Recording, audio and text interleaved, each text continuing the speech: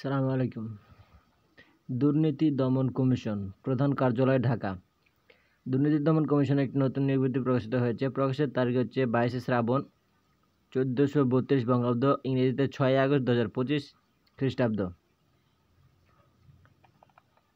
তো কি পদসংখ্যা রয়েছে এবং আবেদন ফি কত, সকল কিছু আলোচনা করবো। তো ভিডিওটি সম্পূর্ণ দেখতে থাকুন।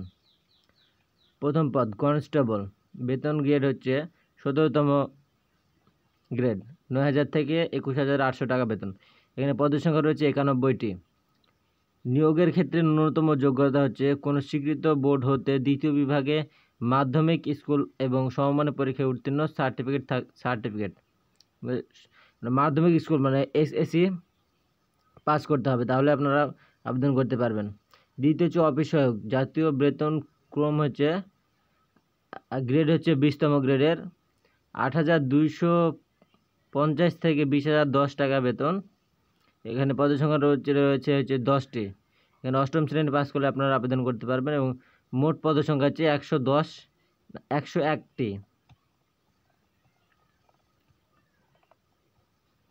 একজন প্রার্থী একাধিক পদে আবেদন করতে পারবেন না। আবেদনকারের বয়স 1 আগস্ট 2025 তারিখ হতে সর্বনিম্ন 18 বছর এবং সর্বোচ্চ 32 বছর পর্যন্ত হতে হবে। আর আবেদন ফি এখানে এক ক্রমিক নং 1 ও 2 বর্ণিত পদের প্রার্থীদের পরীক্ষার ফি বাবদ 50 টাকা ও টেলিটক সার্ভিস চার্জ 6 টাকা সহ মোট 56 টাকা আবেদনের নিয়মাবলী অনুসরণ করে শুধু টেলিটক প্রিপেইড মোবাইল ফোন থেকে SMS এর মাধ্যমে প্রদান করতে হবে। তো আবেদন ফি ছিল 56 টাকা।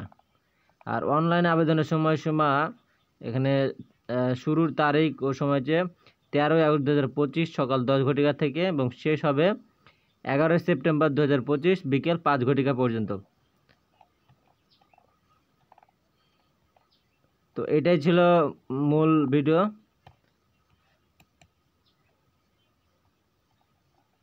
আপনারা ভালো থাকবেন, সুস্থ থাকবেন। খোদা হাফেজ।